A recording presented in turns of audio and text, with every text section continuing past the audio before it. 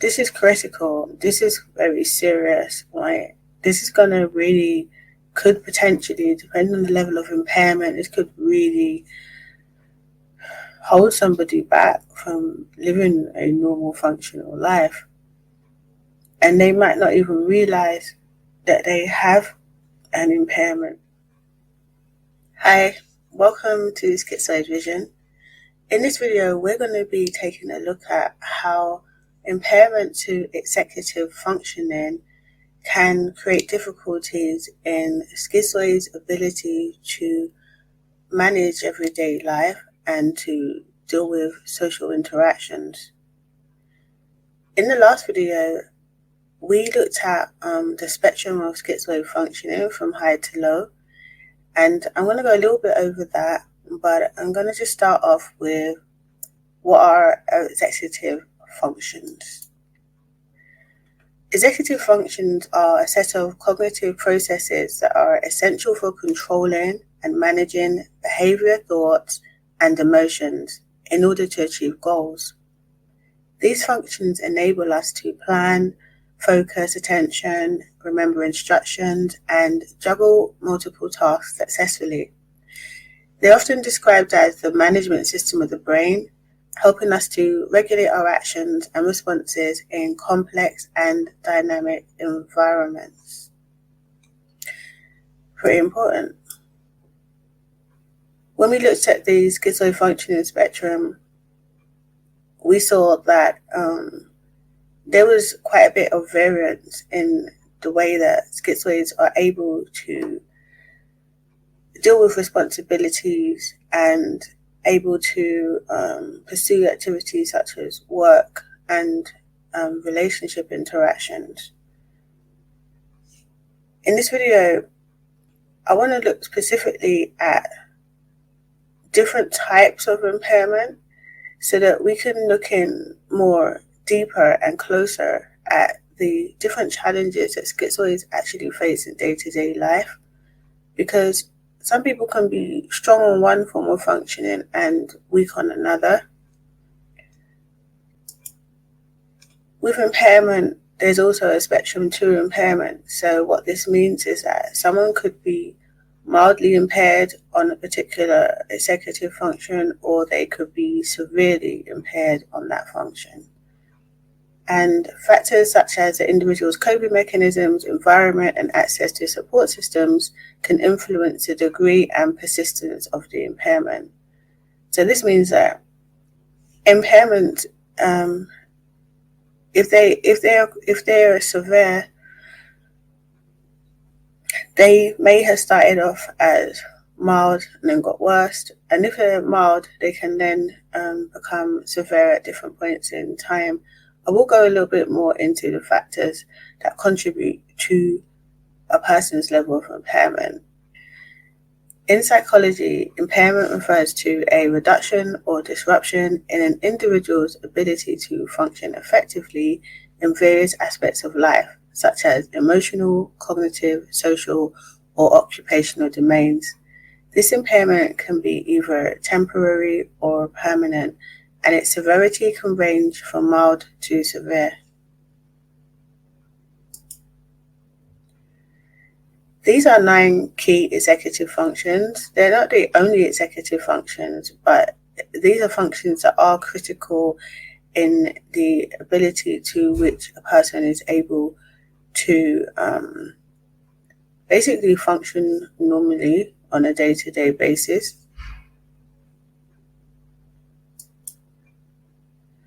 In this video, I'm going to be specifically focusing in on working memory, cognitive flexibility, planning and organization.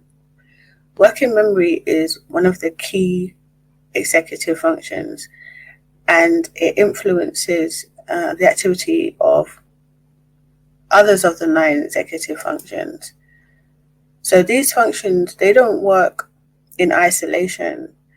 They often work together to perform tasks. So working memory is one of the fundamental basic functions that influences all of the other 9 executive functions.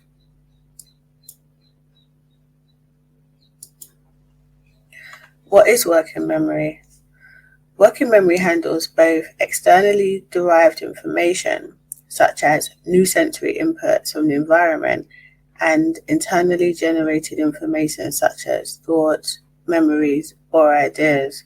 It allows us to process, hold, and manipulate information, enabling tasks like problem solving, planning, and reasoning. Its capacity is limited, making it vulnerable to overload, distractions, and stress.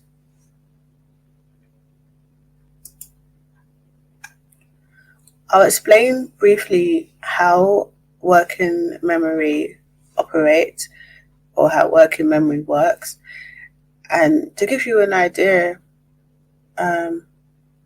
of why it's so important and what happens when working memory is impaired. It begins with attention and perception. So external stimuli first needs to capture our attention. This involves sensory organs like the eyes or ears perceiving stimuli such as sights or sounds. Once perceived, these stimuli are briefly held in sensory memory, a precursor to working memory. The brain filters out irrelevant stimuli through a process called selective attention, allowing only relevant information to enter working memory. In the diagram, you can see this. It starts with attention to stimuli, and that information goes into sensory memory, and then from sensory memory it is worked on through the working memory.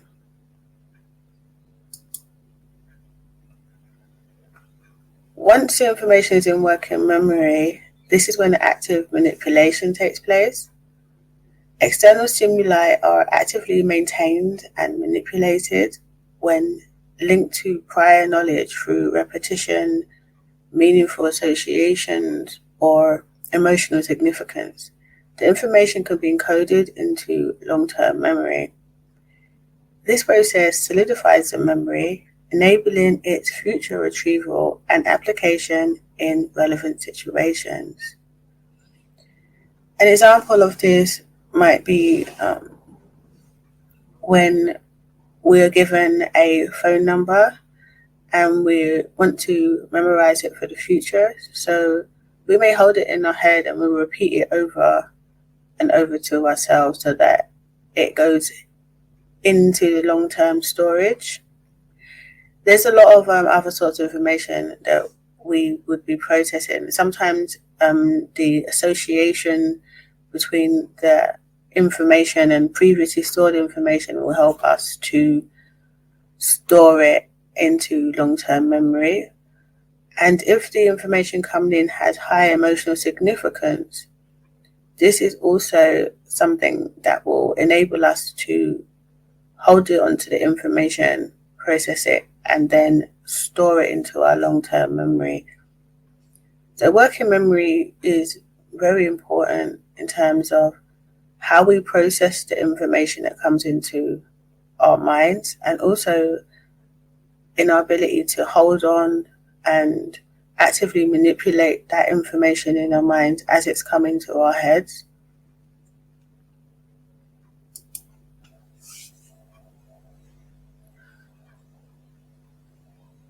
Now I'm going to talk about the role of schizoid defenses and how they can influence working memory impairment, starting with emotional detachment, because this is a common trait in schizoid dynamics that tends to affect us to a high degree. With emotional detachment, schizoid individuals often withdraw from emotional and social stimuli as a defense mechanism, reducing their engagement with external environments and real-time emotional processing. This disengagement can impair working memory, which depends on active cognitive and emotional involvement. Frequent use of dissociation allows schizoid individuals to stay emotionally detached, but also disrupts the attention and effort required for working memory, hindering their ability to effectively hold and manipulate information.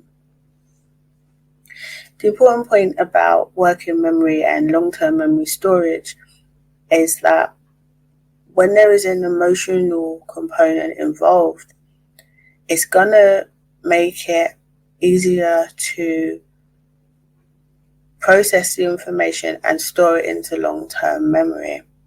Because emotional processing in real time, it helps to create significance and meaning of the information, and the more meaningful the information is, the more likely it's going to be stored. With schizoids, because of the emotional detachment, this is going to interfere with the working memory process, and it's also going to affect what sort of information we pay attention to in the first place, as well as our ability to hold that information in our minds and then to go on and to store it into long-term memory. So this is like a very important part of the schizoid personal challenges.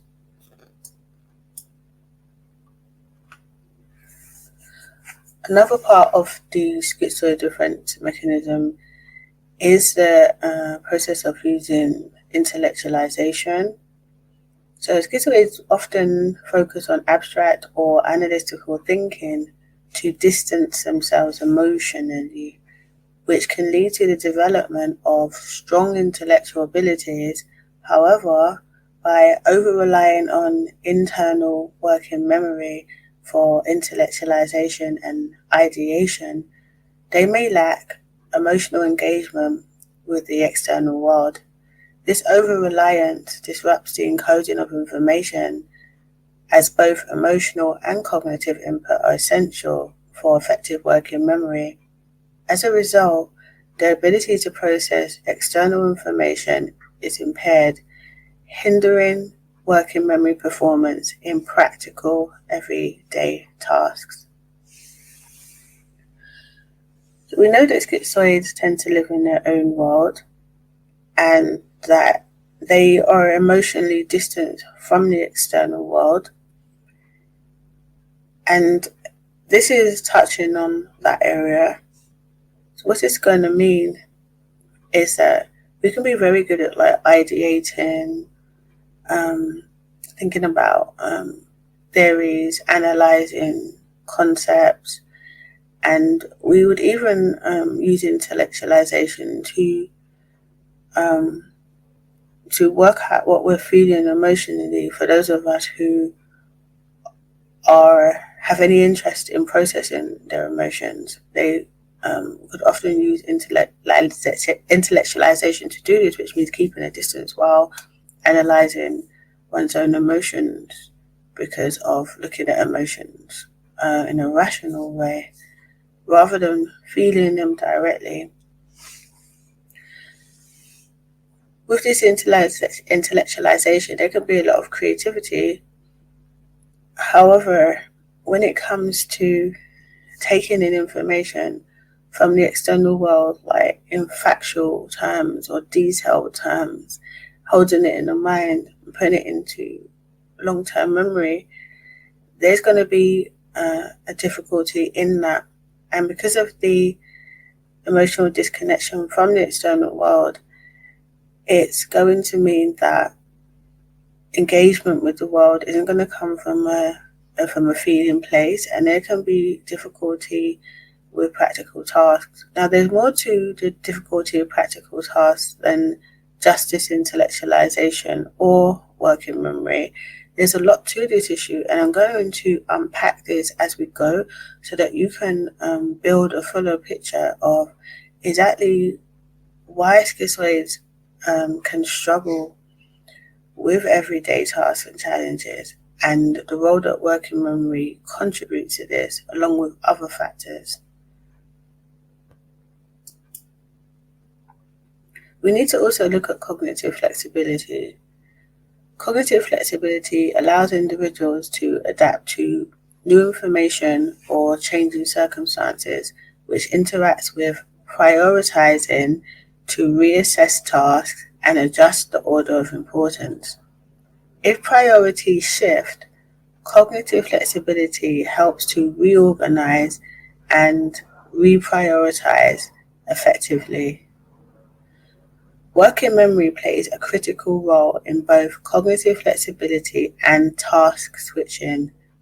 When an individual switches between tasks, working memory holds important information about the previous task while helping the brain engage with the new one.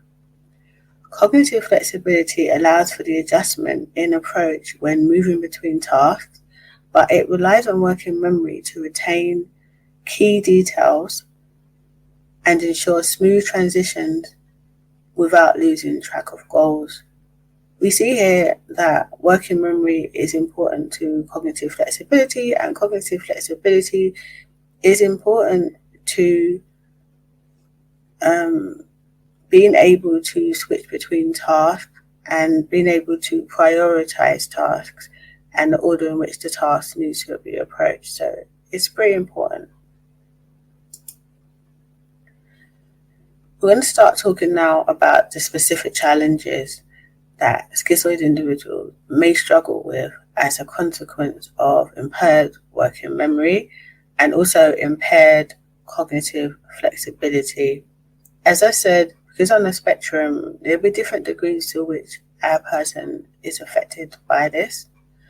We're starting with difficulty following and engaging in conversations. Schizoid individuals may struggle to keep track of ongoing conversations, especially those that involve emotional or interpersonal content. Their working memory may not effectively hold and process information exchanged in real time. A point I think I didn't make clearly enough so far is that dissociation is also a major factor in impairment to working memory. Because of dissociation, schizoids, it's gonna affect what we pay attention to and what goes into our mind. But this will become clearer as I go on. You will be able to relate some of these struggles and challenges to dissociation, which is also linked to emotional detachment.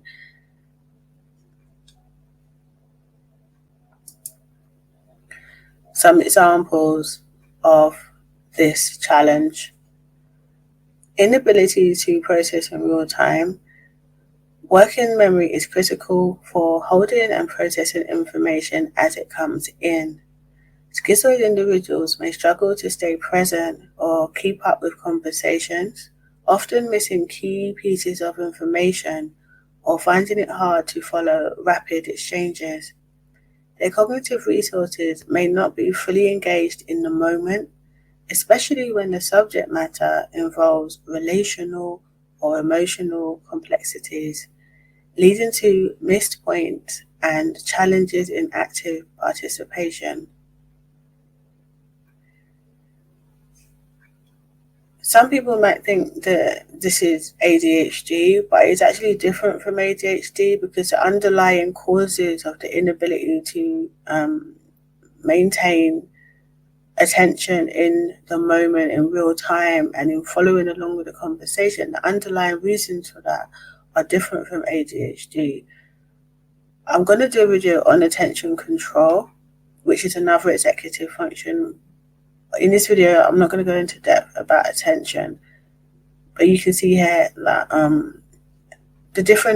all 9 functions can contribute to the challenges, with working memory being the key one. I'll go on.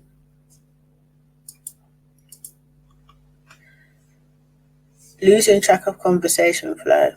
Conversations, particularly dynamic or emotionally charged ones, require maintaining a mental thread of what has been said, anticipating responses, and staying attuned to shifting topics. Schizoid individuals who often operate from a place of emotional detachment may lose track of these threads, resulting in them seeming distracted, out of sync, or disengaged from the conversation.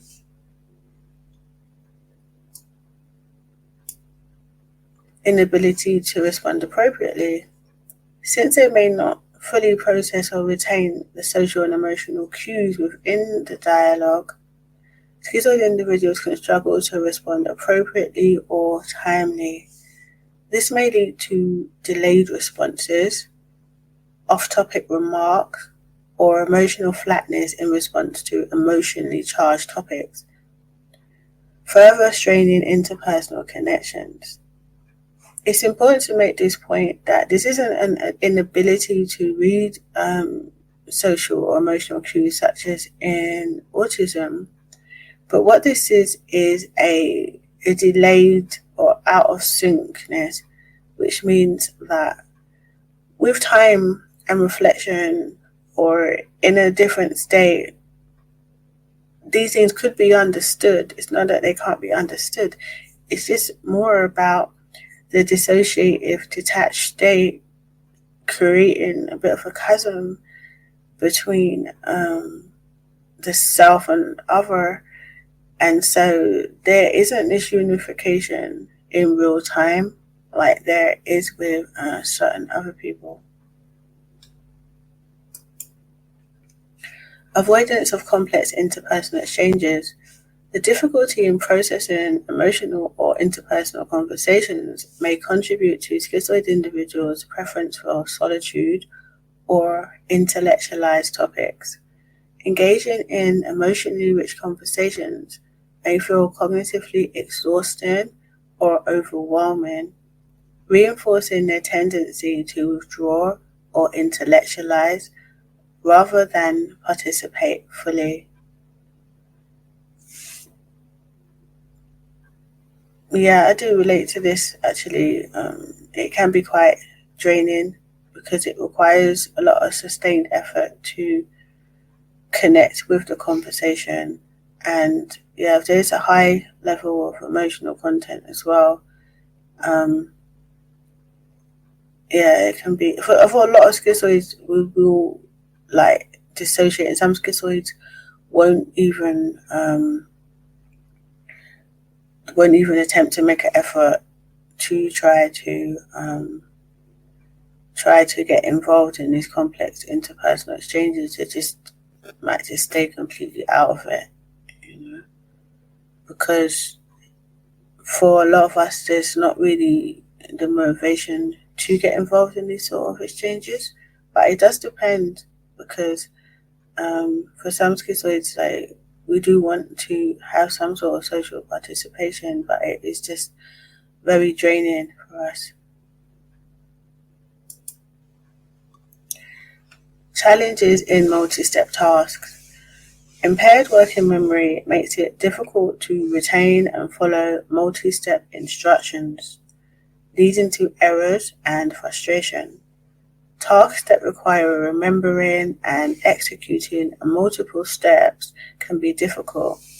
For example, a schizoid individual may forget the order of tasks or lose track of important details while performing complex sequential activities. I'm going to give you some examples of challenges in multi-step tasks. Following a recipe. Cooking a meal from a recipe that involves several steps such as preparing ingredients, timing different cooking stages, and following complex instructions can be challenging. Schizoid individuals may forget essential steps or lose track of the sequence. There's also accident proneness involved in this, that while trying to juggle all these different steps in cooking, it can be potentially hazardous or dangerous. Not all schizoids have this difficulty, but I can say that I do relate to this. The multi-step challenges in multi-step tasks is, I think, something that I've struggled with immensely. Assembling furniture. Building furniture with detailed instructions and numerous components can be problematic. Schizoid individuals may forget which steps they've completed, skip necessary steps, or lose track of the order, leading to frustration or errors. Running errands. Managing a series of Managing a series of errands such as going to different stores, picking up items, and completing tasks in a specific order could result in them forgetting parts of the plan or losing focus part way. So we can see here that the problem following multi-step instructions or difficulty of multi-step tasks has really wide ranging implications. I think this is where the difficulty with engaging in practical tasks really shows itself up, and it could make us look like we're stupid or incompetent, but it's nothing to do with intelligence levels. It's to do with how the brain has developed and the impairment in working memory. Managing finances, tasks like paying bills, budgeting, and tracking expenses, especially when they require handling multiple accounts or deadlines, may become confusing or overwhelming due to difficulty retaining and sequencing the steps involved.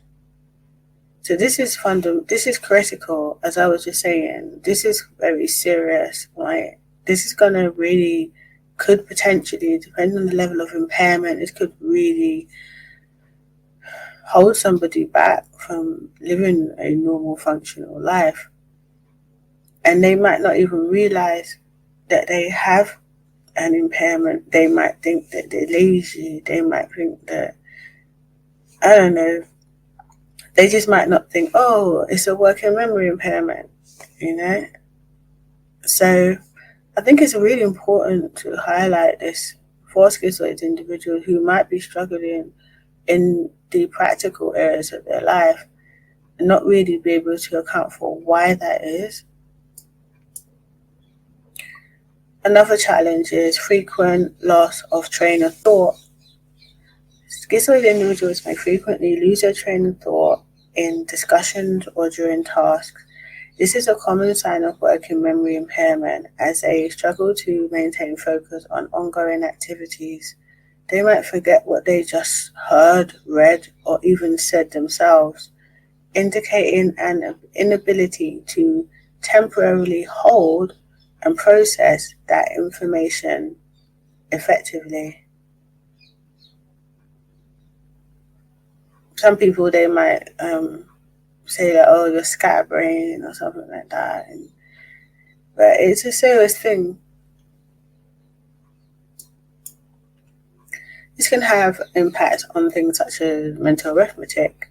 Performing calculations mentally become challenging as individuals often lose track of the intermediate steps, leading to errors and decreased accuracy. This results in reduced mathematical efficiency and difficulty completing calculations smoothly.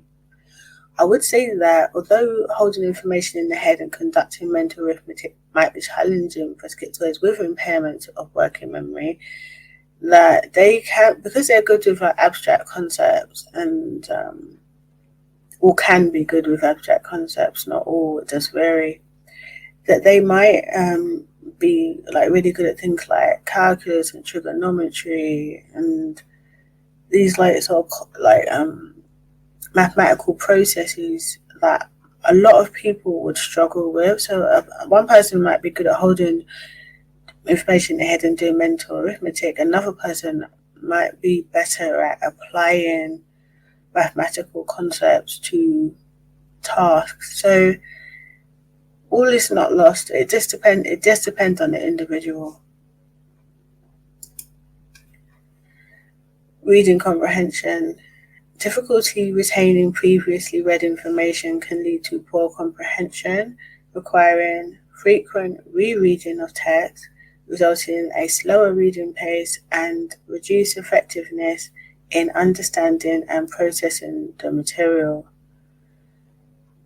This is something that I can relate to experiencing in the past, and it's like I could read very well and I could read very young as well, but the holding on to the information, it was difficult to hold on to it long enough to get it into my memory. So where someone might have to just read something once or twice, I might have to read it like 6 or 7 times, like to really get it to sink in, and to like in the moment to really try to process and think about what I'm reading and relate it to other things, so that I can create some meaning or context around it, so that it can then go into the long-term memory. But it can slow down the absorption process in that way. But I would say, though, on the plus side, that if you are somebody who is sort of kind of like not over analyzing information to get it in, but needs to extensively analyze it to get it in, I think it can potentially lead to, in the long run, to deeper learning than if you just take the information as it is and just like stick it in your memory, you know? So it is kind of going through a process, a rigorous process before it goes in. So I think that can help us to have more control over what goes in, and to know what's going in more consciously, and to be scrutinizing what goes in. So yeah, the pros and cons, but anyway, that's not the point. The point is that it can slow down reading pace, etc. Task switching difficulties. As I mentioned, this is linked to cognitive flexibility and working memory. Schizoid individuals may struggle with task switching. Individuals may struggle with task switching and maintain focus. See, I'm losing it. Okay. Schizoid individuals may struggle with task switching and maintaining focus after interruptions due to impaired cognitive flexibility, which affects their ability to adapt to changing priorities, rules, or demands. This difficulty in shifting attention disrupts their workflow and efficiency, as they have trouble retaining previous tasks in working memory while adjusting to new ones. I'm going to give some examples of this, because this is really quite significant to why a person could have difficulties functioning in a practical sense in the world. With job performance.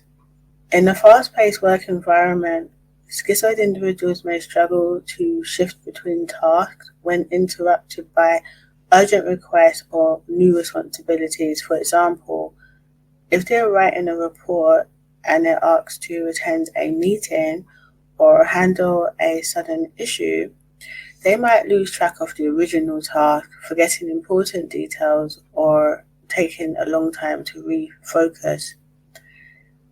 I think this is linked to why schizoids need to manage their own sort of work agenda, and also not experience interruptions from other people, because of this difficulty in readjusting.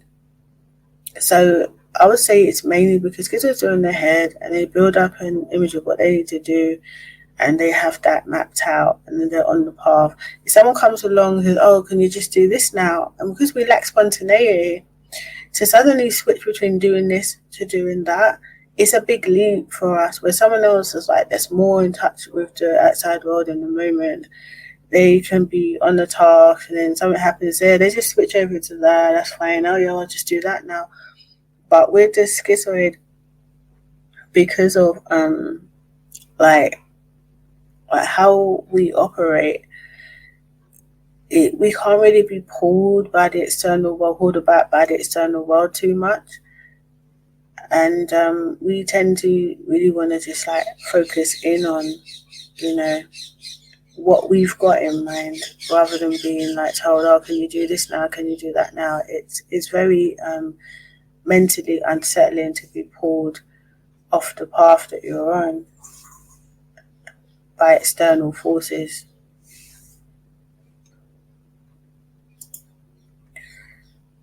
It can affect household chores. Managing household chores that require frequent task switching, such as cleaning one room, doing laundry, and cooking simultaneously, good luck with that, may result in unfinished tasks. Schizoid individuals may forget to return to a chore after an interruption, or feel overwhelmed by the constant shifting of attention. That says a lot, and you can understand that, like, some people, they might have a disorganized house, some people will be thinking that, oh, you're really lazy, you're so messy, but what if they've got working memory impairment and it is causing actual difficulties or impairment in functioning, where they literally cannot reliably engage in these tasks, you know? It's not just like a personality thing here. So, yeah.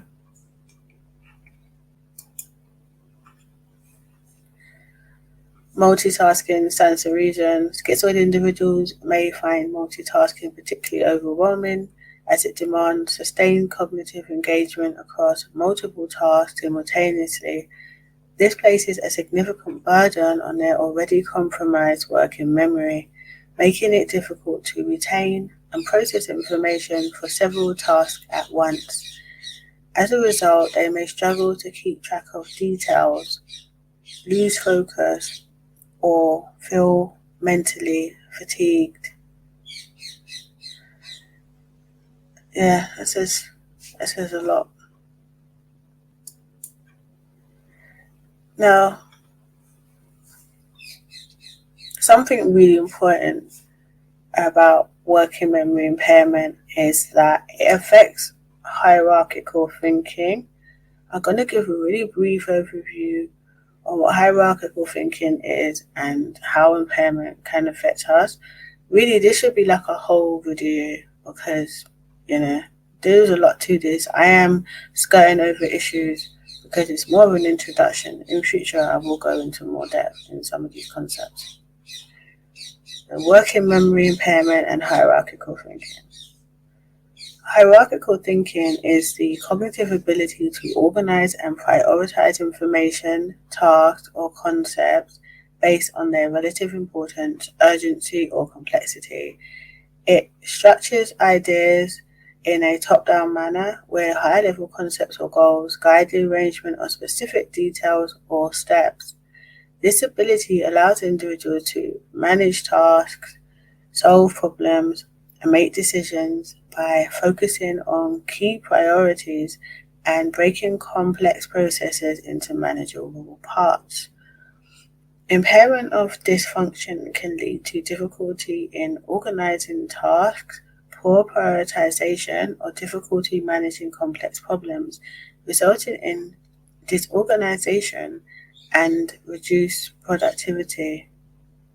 Socially impaired hierarchical thinking may cause challenges in navigating social expectations or understanding unwritten social rules, leading to difficulties in fitting in or adhering to social norms. This hierarchical thinking tends to be lacking in schizoid individuals.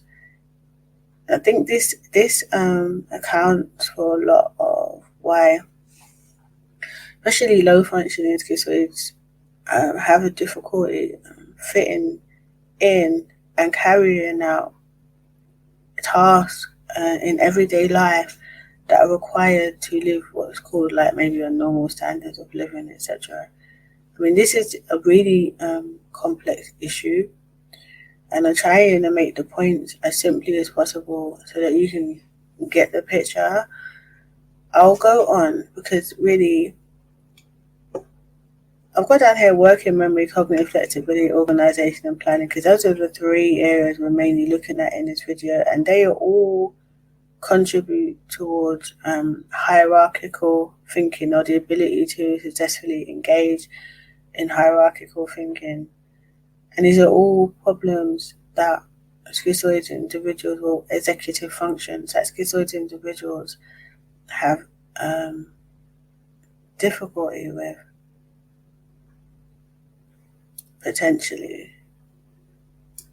So I'll go on. So everything I said so far, it culminates in a difficulty with organizing and planning activities. Planning and organizing tasks become overwhelming, as impaired working memory causes forgetfulness and disorganization, leading to a lack of efficiency and reduced daily productivity. Schizoid individuals may struggle to maintain structure and sequence in their tasks, further hindering their ability to complete tasks in a timely and organized manner. Some examples: meeting deadlines. Schizoid individuals may struggle to prioritize tasks effectively because working memory is essential for keeping track of multiple deadlines and organizing tasks by urgency. The inability to hold and manipulate this information can lead to missed deadlines, poor time management, or incomplete goals. Managing daily routines. Establishing and maintaining consistent routines requires the ability to remember and follow a sequence of daily tasks. Impaired working memory can make it difficult for schizoid individuals to retain and execute these structured activities consistently. This is one of the big differences between schizoid and autism, because autistic individuals, especially high functioning ones, tend to rely on structure, routine, and organization in order to function, to help them to deal with the sensory world. Whereas with a schizoid individual, it's more likely to be a difficulty maintaining consistent, repeated routines as a consequence of difficulties with working memory and storing detailed step-by-step instructions in the mind. So do this, then do that, and do this, and do that. I think it's one of the big reasons as well why a lot of the self-help books aren't really useful for schizoids, because there's always, well, not always, but there's often a list of instructions: do this, do that, do this, do that, and that's just not how we operate. We don't operate well by being told what to do, and especially not in the step-by-step process, and especially when you have to do something at the same time every day, it's not really going to gel with the way that our mind works. Long-term goal setting. Breaking down long-term goals into smaller actionable steps requires working memory to hold and process each part of the plan over time. Schizoids may lose track of these steps, leading to difficulty in maintaining progress or even abandoning the goal altogether. It's quite self-explanatory. Organizing and planning activities. Scheduling social activities. Organizing and committing to social events involves tracking dates, times, and other details. Impaired working memory can make it difficult to manage these variables, leading to poorly planned or avoided social engagements. I think this is a big point, really, because I haven't talked about it in this video, and I'm not going to go into any detail about this, but schizoids can have a difficulty with their awareness and perception of time. And yeah, this is going to make planning events pretty difficult. And then with planning, there's a lot of different components. You have to remember this, you have to remember that, you have to remember when to do this, when to do that, how much of this go then, and then it's a lot. So, a lot of people, they will plan their birthday parties or, I don't know, other just social stuff. And with schizoids, it's not even a matter of even if you wanted to do it, you might not be able to do it. And for a lot of schizoids, there's not a lot of social motivation in the same way other people have it. So you throw that into the equation as well, and you've got a very different functioning human being here. Very different functioning human being.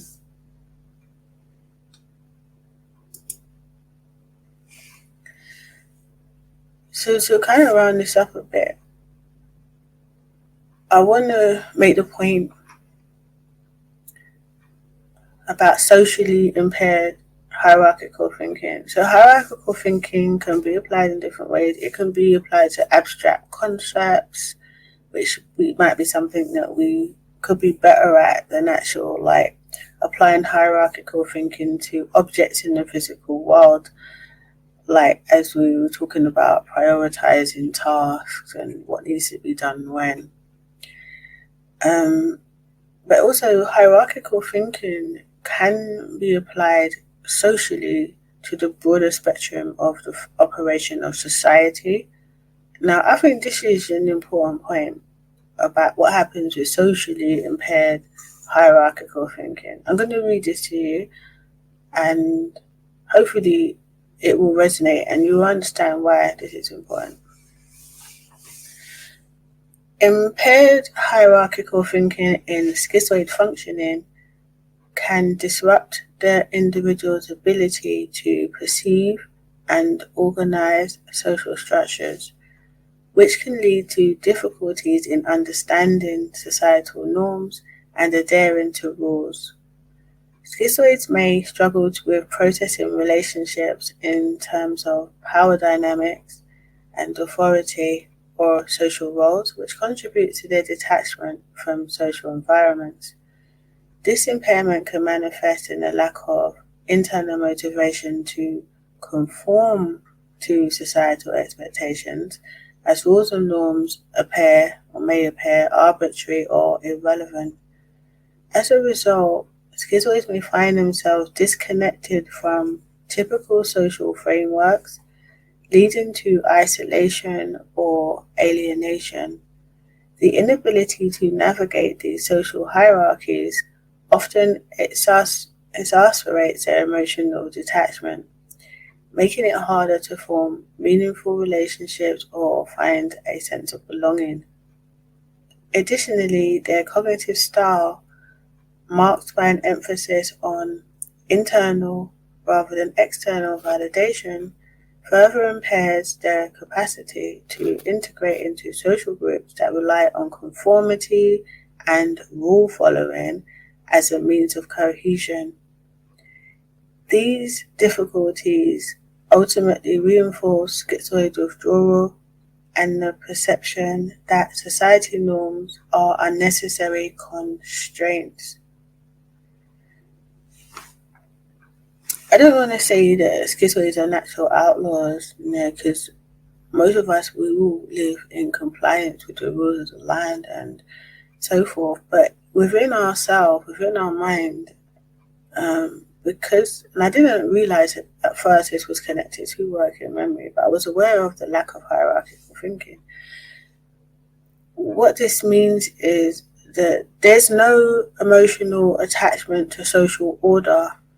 So, for example, where you might get a person in a country and they respect their prime minister, or they respect the queen, or they respect people in so-called high positions, and that will be coming from a place of feeling, a place of emotion, a place of a sense of importance and priority. Like, you must listen to the person that is ruling the country, and they take that really seriously. And as it says here, that conformity and rule following is a form of social cohesion. And with schizoid individuals, we're not going to have any of that, because to us, it's like, who are they? Like, why is that person above that person? I don't understand. Like, well, I do understand that people think it's important, but in reality, this hierarchical system of like the people in authority, like, they need to be listened to. It's like, why? It's like, okay, you could say why, but the point is that it's not implicitly natural for us to adhere to a social hierarchy. And with the emotional detachment, you're not going to have the extra sense of personal meaning attached to social hierarchies. So in a nutshell, I'm not going to go into this too deep, but it helps to explain why we're outside of the group, or being outside of the group looking in, and also why there may not be a motivation to integrate into society. But it's a bit like what came first, the chicken or the egg, because it's not because of the lack of hierarchical thinking. So there's so many other factors that contribute to this. But I think the lack of hierarchical thinking is a good term to use when we want to look at sort of some of the more attitudinal aspects of schizoid functioning. As I said, that this is probably like a whole video, probably a whole book, but anyway, I will move on and hope I made that point.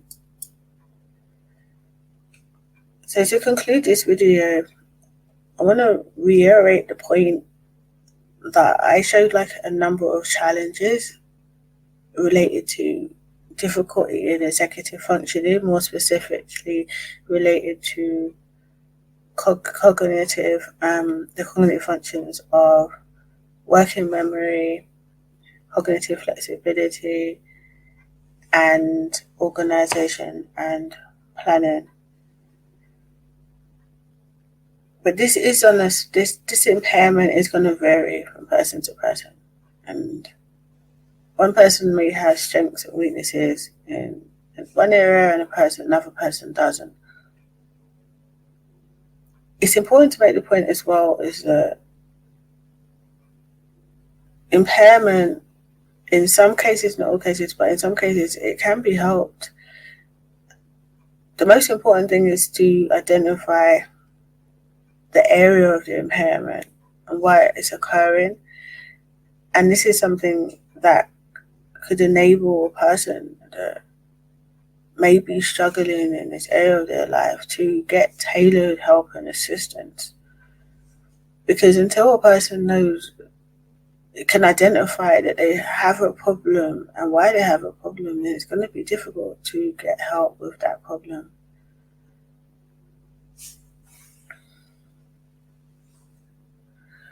There's also an important point that the functioning is related to neurological processes. Impairment in working memory has a neurological component. There are factors related to how the brain develops, early childhood trauma that can cause impairment in these executive functions. And I'm going to look into that more in future videos, but for this video, I just really wanted to focus on these 3 executive functions and also like give you a little introduction to the 9 executive functions that I'll be covering altogether.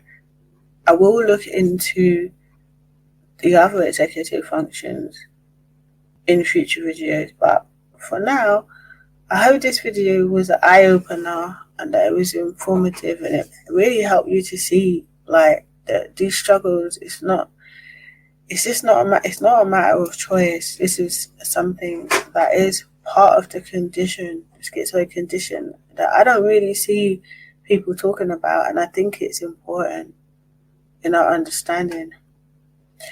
So yeah, I will be covering more of this in future, and thanks for watching.